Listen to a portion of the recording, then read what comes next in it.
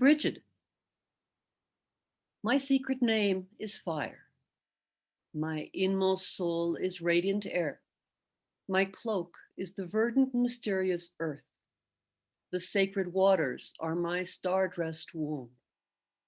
O Brigid, brilliant, exalted, lady of poetry, divination, and wisdom, flaming arrow, lady of the flame, conceived of ocean waves, immortal welcome, of the land of the little folk, melodious mouth of the tribe of green mantles, woman bard, woman poet, swan of Lawan, noble woman, healing woman, smith, provider, giver of shelter, warrior and protector of warriors, the victorious, the handsome, the radiant, the beautiful, nympha brigantia, celestis brigantia, lady of the forge fire, lady of the hearth fire, lady of the fire of inspiration, Brigid of the harp, Brigid of the sorrows, Brigid of the prophecy, Brigid of pure love, patroness of bards and druids, patroness of smiths, patroness of midwives, protector of children, protector of livestock, maiden reborn, nursing mother, nurturing mother, sacred maiden. I am the shepherdess, whistling to call you home, the promise made that will be kept. And the day has its feet to it that will see me coming into the hearts of men and women like a flame upon dry grass, like a flame of wind in a great wood. Brigid, excellent woman, sudden flame, may the bright fiery sun take us to the lasting kingdom. So be it, so has it been spoken. Brigid, daughter of the Dagda, but not sprung from his forehead fully made, as was Pallas Athena from Zeus's, no. She was daughter of the Dagda and the Morrigan, who would each bequeath their daughter the gifts of plenty, care of the land and livestock, care of warriors, music and poetry, and the gift of prophecy. But in her own name, Brigid, the goddess of the dawn, the bringer of fire, threefold fire, fire of inspiration to poets, fire of the forge to smiths, fire of the hearth to healers and mothers. A great one for livestock, she had with her divinely endowed cattle and sheep and pigs, from which countless generations would feed the people of her land forever. Goddess of fertility, caring for the land and guardian of small children, so they would grow and become fit for living on it. 9 small waves of blessings for the newborn. A small wave for your form, a small wave for your voice, a small wave for your speech, a small wave for your means, a small wave for your generosity, a small wave for your appetite, a small wave for your wealth, a small wave for your life, a small wave for your health. 9 waves of grace upon you, waves of the giver of health.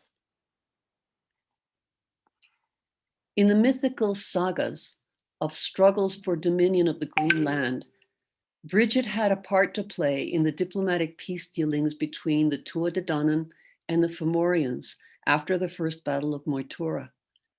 It is said that she married Bress the Beautiful, a half Fomorian, to facilitate his ascendance to the kingship of the Tuatha De Danann after Nuada lost his kingly perfect condition.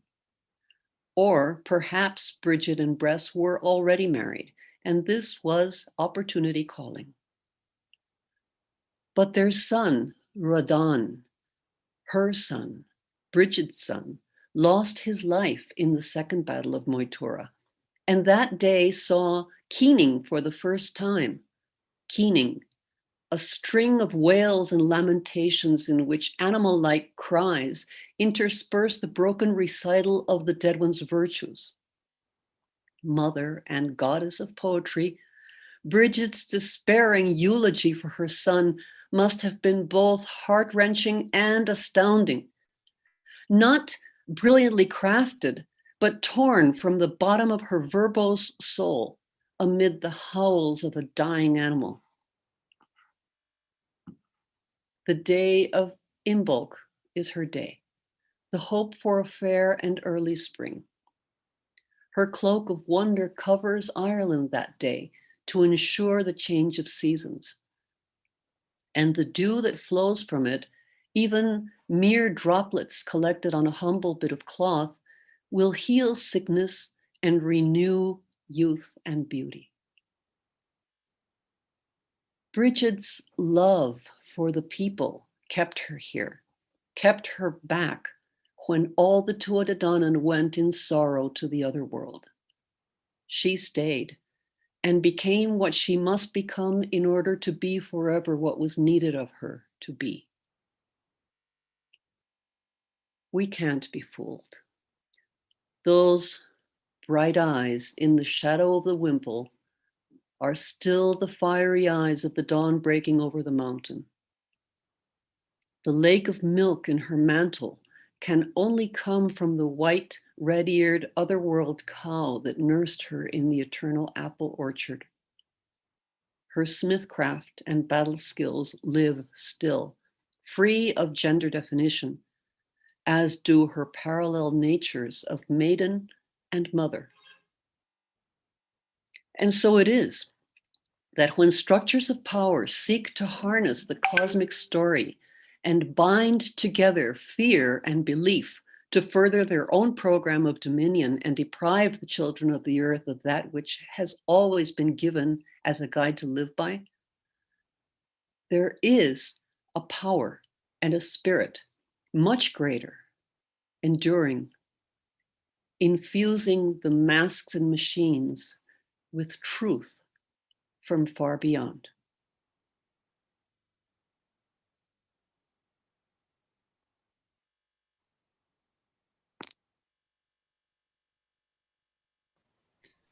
Thank you very much, Margarita. That was terrific. So over now to Joni. 1 second, just let me spotlight you. Okay, whenever you're ready, Joni.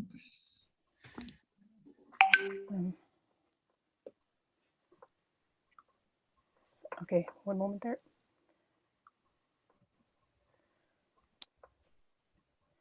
Brigid be bithmas pro order ivlach, don fe don bithlas in green ton tidlach.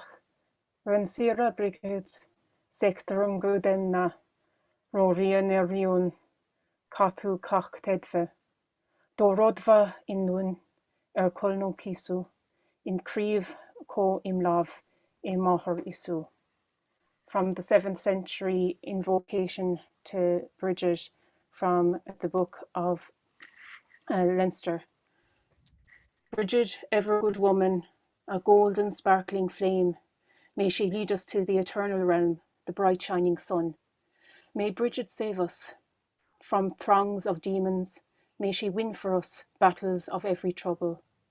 May she destroy within us the punishments of our flesh. May she be the flowering branch. She is the mother of Jesus. Saint Brigid, the incarnation of the goddess in Christian times, with her blue cloak, her ordination as a bishop, which was questioned by the patriarchy. She was the incarnation of the goddess because the Irish would not leave their mother to the tides of history. Dressed in the blue of bishop, her sacred cloak, like that in her goddess incarnation and that of Parvati in the Hindu pantheon, was blue and spread out as far as it could so that she could take her first lands from the king to build her first convent. And in that convent, she instructed both the virgins and the married folk to a life of wisdom, a life of servitude, in joy She kept an eternal flame, like the Vestal Virgins in the Roman world, and that flame was to knowledge and to truth. And in County Louth, her first holy well sprung up, and there are many Brigid's wells around the country, each that are healing and each that heal their own parts of the body. One of the traditions she took with her in her Christian form was Brotol Brita, and people put out their blankets, their cloths to catch the morning dew the evening before, the day of, and the evening after for healing qualities. Also, the farmers take this healing water and bless their cattle buyers and their fields for good crops, good harvests, for healthy animals and healthy young, so that they may sell them at market later on in the year. Brigid is Muir na Gael, the Mary of the Irish. And like Mary, in her blue cloak, she is invoked for saving the waves by the sailors. She is invoked to bring people home from their journeys on land or on sea. Made a bishop by St. Mel, after whom Mel Gibson is named, she was prioress of her own abbey, and that abbey was sought far and wide for instruction. And people, the nuns who were trained there, and the lay people who were trained there, spent 30 years in service, both being instructed, teaching, and instructing others. We will always find Brigid in amongst the prayers of the hearth, in amongst the stars of the sky, in among the waves of the ocean. Brigid is sandwiched somewhat incongruently between Patrick and Brendan, the two other patron saints of Ireland, but she is a woman that holds throne between them. And while Patrick, being the rock of the faith of Ireland, as we are told, and Brendan being the navigator, what is somewhat overlooked is that the cross that is sacred to Brigid, woven from the reeds and the rushes of the marshland, which of course to the Celts and the ancient Irish would have been a sacred place because it is neither land nor water.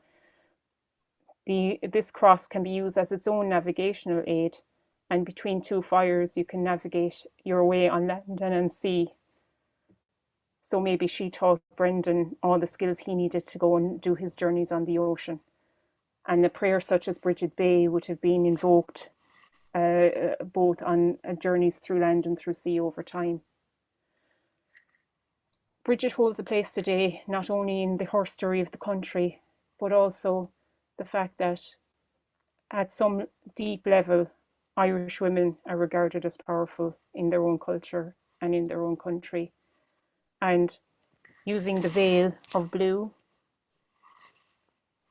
she is not only the Virgin, but she is the Cailleach, or the veiled one, the woman of knowledge. And it is for this that we will always, always respect the saint and bring her into our lives. Thank you.